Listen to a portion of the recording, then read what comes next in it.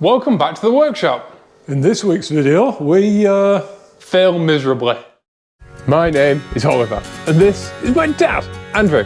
He's a wicked engineer and my next door neighbour. We've always wanted to build a car together and make your own gear knob kit. There you go. This might take a while.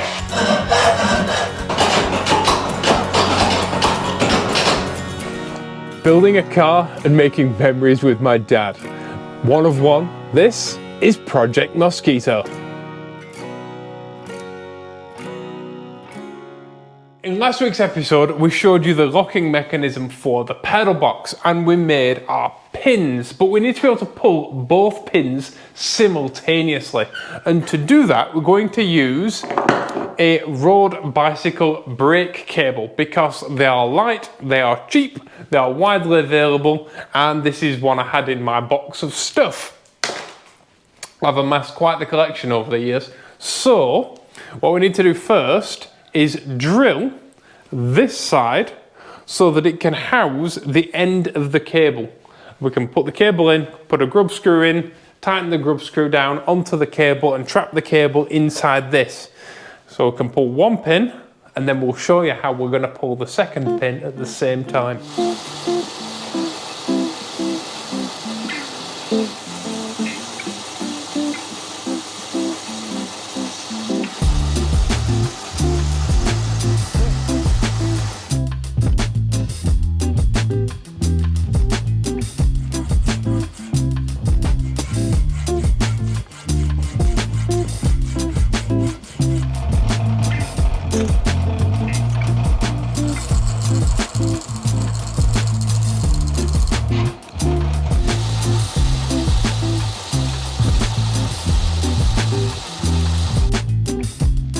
That's some rain.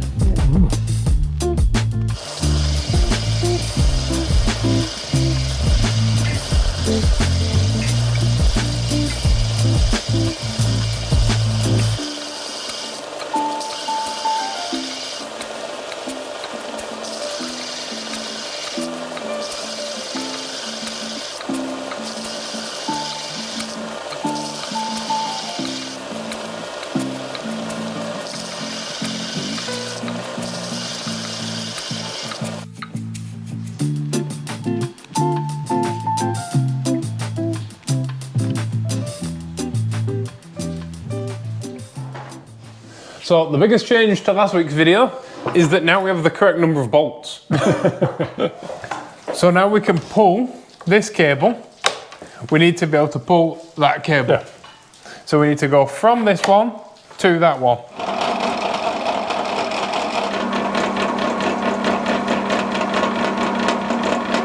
Ideally we need to drill another hole and then cut it.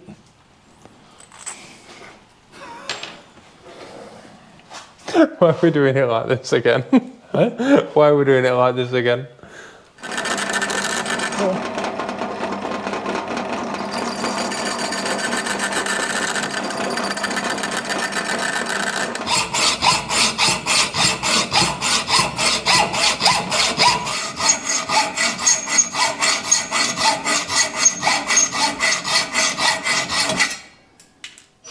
Oh, it's a lovely noise, is that? I think it's bronze, not brass. But yeah, that will become a pulley.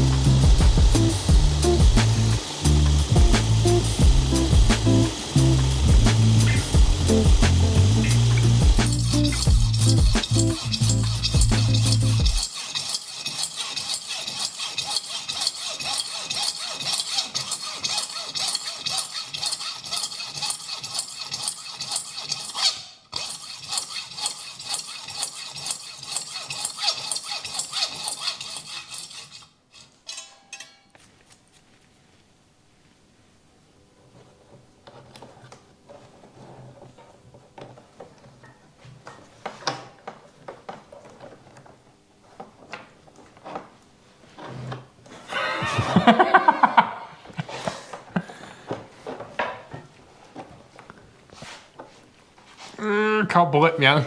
I'm only pulling a little dobber.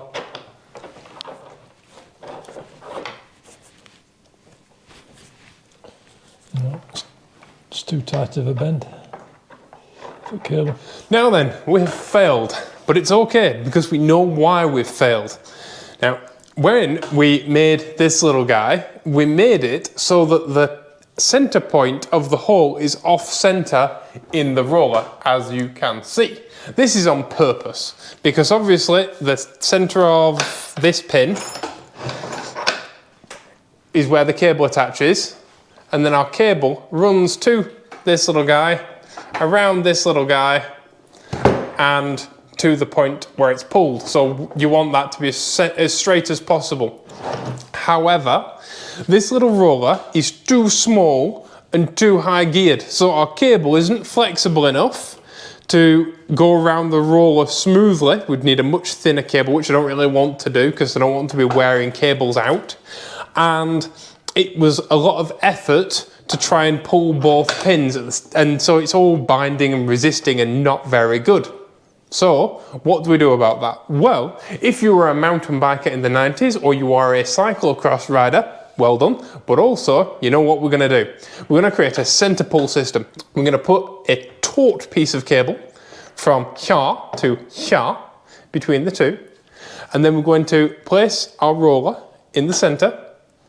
We're going to make a bridge that comes off here and holds our roller, and then when you pull the cable, it will pull the roller, pulling both of these at the same time. Taking early 90s mountain bike technology and applying it to sliding a pedal box. There you go, because no matter what problem you've got, there's always someone out there that's had the problem before you. So our first mission is shortening the roller pin because it's too tall.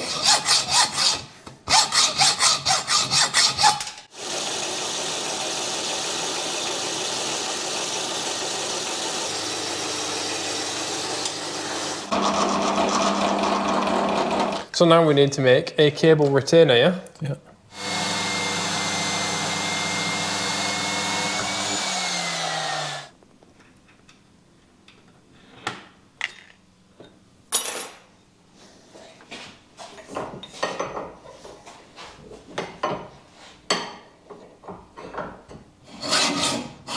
And if you're wondering, yes, this is our prototype or our first lever arm for the shifter.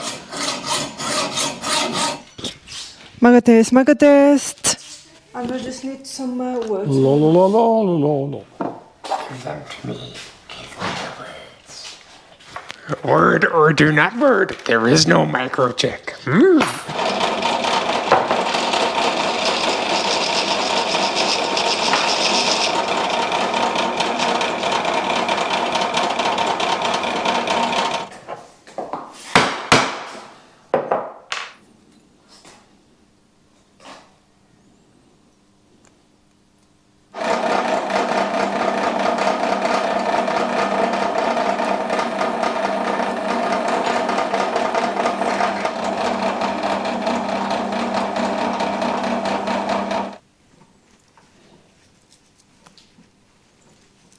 This is my odds and ends box for my bicycle bits, and we're short 2.5mm bolts.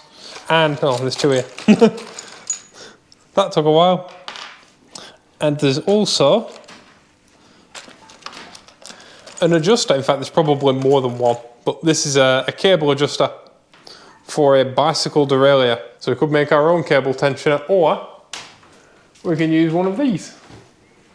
And it's just a spring-loaded screw. Whoops.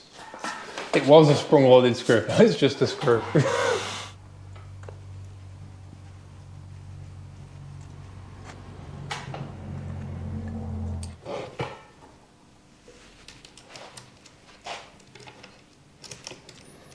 My things are all greasy. There's been a lot of talk in the comments about galvanic corrosion and reaction between the aluminium and the stainless steel. Because technically, if you look at a chart, aluminium and stainless steel should react worse than aluminium and steel. And there is some stuff called, can't remember what it's called. Duralac, thank you. That you could put between aluminium and steel or aluminium and stainless steel to stop them reacting, right? My reason for saying that aluminium and steel react differently than aluminium and stainless steel, and I'd rather use aluminium and stainless steel even though it technically reacts more, is it's far easier to get a stainless steel bolt out of aluminium than it is a rusty bolt out of aluminium. Because the thing with aluminium and steel is the steel rusts, the aluminium corrodes, and then they just weld together. Whereas with stainless steel, at least it's not a rounded off alum bolt because it's not all rusty. Yeah, you don't have two corroded things to contend where you've only got one. Yeah. So it's experience over what a chart says. Okay, I'll not nip it up tight. No. Let's do it. Just for proof of concept.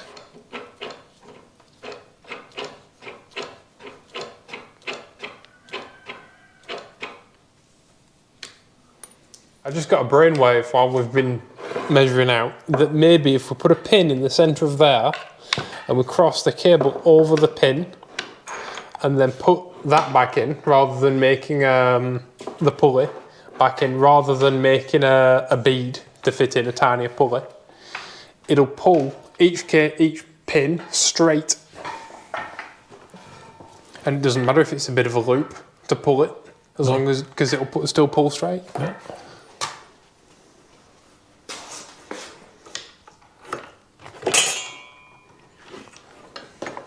I can make a pin order. I know, I just want to test it before we spend ages making a thing. Proof of concept and all that, you know?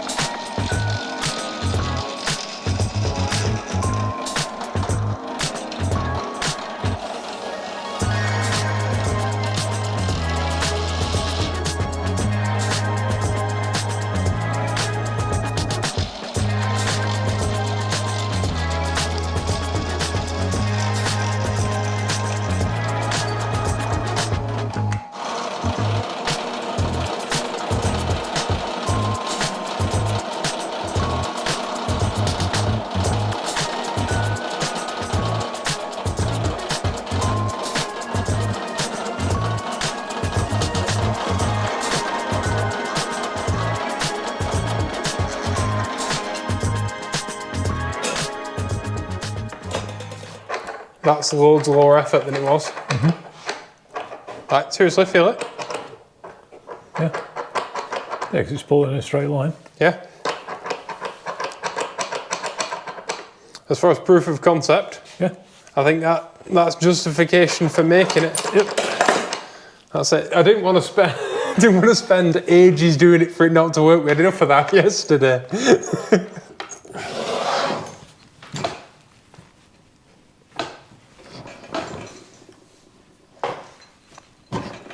I think our tolerances may be A little bit too tight. Because I've got 10mm pins. Yeah. And I've just drilled 10mm holes. Yeah. So I think we need a bit of clearance in there. If there's a tiny little burr on it, it'll be enough to. And I drilled it from that way.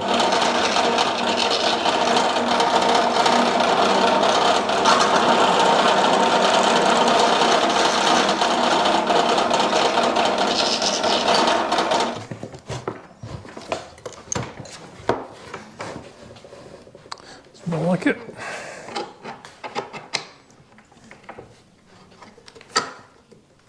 Let's push your pin in.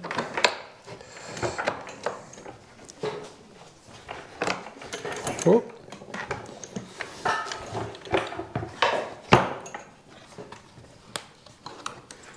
I heard engagement. I can't see. It's there. It might take. But with a fit like that, we're going to need some stiffer springs and a flipping handbrake lever to unlock it. Yeah, well, that's locked in position now, so. In fact, that's going nowhere. So we're lucky if we can get if we can get pins out. So what you do, Miriam? You crawl it.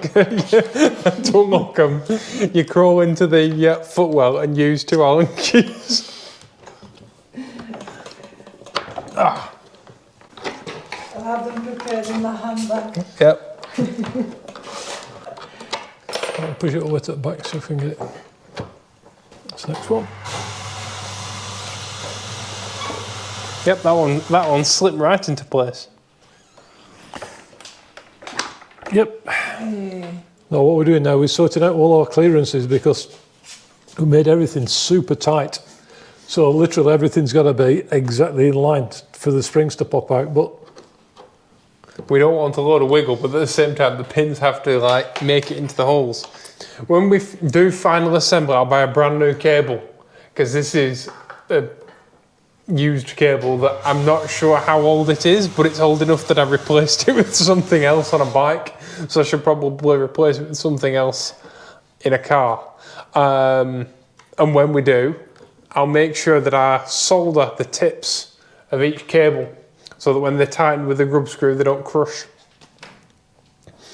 Dip them in flux and then heat them up with the soldering iron, and the solder will bleed into the cable and make a solid cable end. Well, everybody, we've failed. yep, We did, Bentley. We failed. we've got it to slide. We've got the pins to lock in place. We've got the pins to retract. But it does the thing. it does the thing, just doesn't do it super slickly. It won't do all of them at once. It will do one or the other, but won't do all 3. Yep. So we need to spend a little bit more time fettling it. And unfortunately, in this episode, we've run out of time. Yep, we've failed. And it just goes to show you can have all the knowledge, you can have the tools, you can have everything you need, and sometimes it just doesn't work out. You just run out of time. But when I was a kid, my dad always used to say, like, it's really easy to get into a losing mentality, isn't it? Yeah. It's really easy. When something doesn't work out, you can overcorrect and then overcorrect, and sometimes you're barking up the wrong tree. Yeah. In some cases, literally, which is why you're in here, because you kept barking at next door. But sometimes you're just barking up the wrong tree and you get all frustrated and you get all stressed, and then nothing's going to work out. Yep. So the best thing you can do is just get out of the way. Just get out of the way of yourself. Yeah, walk away from it, have a break, have a rest, come back, refresh, and kick its ass next week. And that's exactly what our plan is. We don't have a plan yet, but next week we'll have one. but today we've just, like I say, completely run out of time again. And it hasn't worked out exactly how we wanted it to. No. But such is life. Yeah, it's everything's at 60%. Yeah. And that, or whatever, 80-20, Yeah. isn't it? The last 20% is 80% of the work, and that's very much the case with this. But we'll get it. It's not the end of the world. But in the face of failure, I want to say a massive thank you to our community. To Andy Wood, who is our Slicks tier Patreon member, and to absolutely all of our Patrons, everyone that leaves super thanks, and everyone who left a mosquito emoji in the comments last week. Yeah, we literally got a swarm of them. Yeah. It's been this like massively heartwarming thing, and all of you working together helped the episode reach a new community. We got like a 10% improvement nearly on of new viewers coming to the channel simply because of all the mosquito emojis. So when we say things like clicking like helps, leaving a comment helps, even if it's just an emoji, it really does. And it was an amazing thing to see, but it actually really does help us. It might seem like a silly little thing, and it's a completely free thing to do, but it really does help. And so does subscribing. So if you've been watching these videos and you're not subscribed yet, then please make sure you subscribe, because it really does help us. Yep.